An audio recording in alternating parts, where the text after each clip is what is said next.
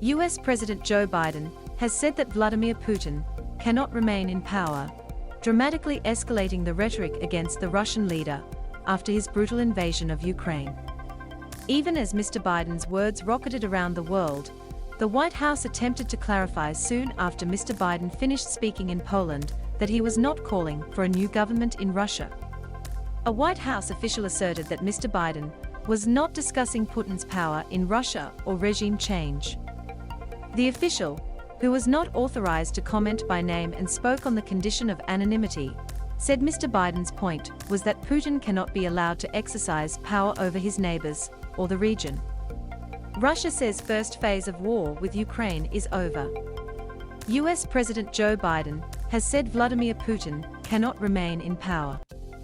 The White House declined to comment on whether Mr. Biden's statement about Putin was part of his prepared remarks. For God's sake, this man cannot remain in power, Mr. Biden said at the very end of a speech in Poland's capital that served as the capstone on a 4-day trip to Europe. Mr. Biden has frequently talked about ensuring that the Kremlin's invasion, now in its second month, becomes a strategic failure for Putin, and has described the Russian leader as a war criminal. But until his remarks in Warsaw, the American leader had not veered toward suggesting Putin should not run Russia. Earlier on Saturday, shortly after meeting with Ukrainian refugees, Mr. Biden called Putin a butcher.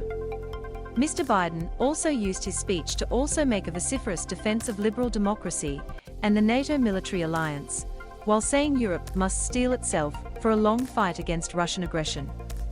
Queensland man returns home after mission to rescue family in Ukraine. President Joe Biden participates in an arrival ceremony with Polish President Andrzej Duda at the Presidential Palace, Saturday, March 26, 2022, in Warsaw. Earlier in the day, as Mr. Biden met with Ukrainian refugees, Russia kept up its pounding of cities throughout Ukraine. Explosions rang out in Lviv, the closest major Ukrainian city to Poland and a destination for the internally replaced that has been largely spared from major attacks. The images of Biden reassuring refugees and calling for Western unity contrasted with the dramatic scenes of flames and black smoke billowing so near the Polish border, another jarring split-screen moment in the war. In what was billed by the White House as a major address, Mr. Biden spoke inside the Royal Castle, one of Warsaw's notable landmarks that was badly damaged during War II. He borrowed the words of Polish-born Pope John Paul II and cited anti-communist Polish dissident and former president, Lech Walesa, as he warned that Putin's invasion of Ukraine threatens to bring decades of war. Remains stolen from cemetery allegedly found at Melbourne home. Mr. Biden called Vladimir Putin a butcher. In this battle we need to be clear-eyed.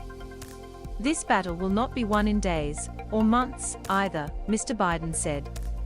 The crowd of about 1,000 included some of the Ukrainian refugees, who have fled for Poland and elsewhere in the midst of the brutal invasion. We must commit now to be this fight for the long haul, Mr. Biden said. After meeting with refugees at the National Stadium, Mr. Biden marveled at their spirit and resolve in the aftermath of Russia's invasion, as he embraced mothers and children and promised enduring support from Western powers.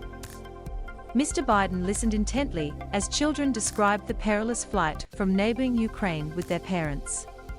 Smiling broadly, he lifted up a young girl in a pink coat and told her she reminded him of his granddaughters. 10-year-old has to receive heart condition treatment in schoolroom. The president held hands with parents and gave them hugs during the stop at the soccer stadium, where refugees go to obtain a Polish identification number that gives them access to social services such as health care and schools. Some of the women and children told Mr. Biden that they fled without their husbands and fathers, men of fighting age, who were required to remain behind to aid the resistance against Putin's forces. What I am always surprised by is the depth and strength of the human spirit, Mr. Biden told reporters after his conversations with the refugees at the stadium, which more recently had served as a field hospital for COVID-19 patients. Each one of those children said something to the effect of, "Say a prayer for my dad or grandfather, or my brother, who is out there fighting." The president tried to use his final hours of his European trip reassuring Poland that the United States would defend against any attacks by Russia, as he acknowledged that the NATO ally bore the burden of the refugee crisis from the war. "Your freedom is ours," Mr. Biden told Poland's president, Andrzej Duda, earlier, echoing one of that country's unofficial mottos. More than 3.7 million people have fled Ukraine since the war began, and more than 2.2 million Ukrainians have crossed into Poland, though it is unclear how many have remained there and how many have left for other countries. Earlier this week, the US announced it would take in as many as 100,000 refugees, and Mr. Biden told Mr. Duda that he understood Poland was taking on a big responsibility, but it should be all of NATO's responsibility. Mr. Biden called the Collective Defense Agreement of NATO a sacred commitment, and said the unity of the Western military alliance was of the utmost importance. "I'm confident that Vladimir Putin was counting on dividing NATO," Mr. Biden said. "But he hasn't been able to do it. We've all stayed together." As the ing intensified in parts of Ukraine, many families fled to Poland. European security is facing its most serious test since World War II.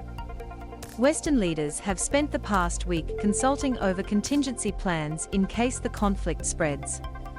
The invasion has shaken NATO out of any complacency it might have felt and cast a dark shadow over Europe.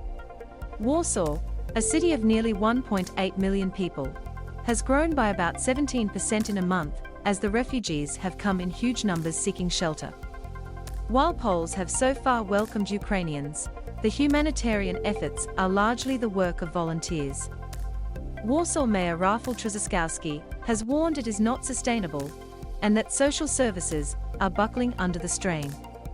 The US has been sending money and supplies to aid the refugee effort. This week, Mr. Biden announced $1 billion in additional aid. The US and many of its allies have imposed multiple rounds of economic and other sanctions on Russian individuals, banks and other entities in hopes that the cumulative effect over time will force Putin to withdraw his troops.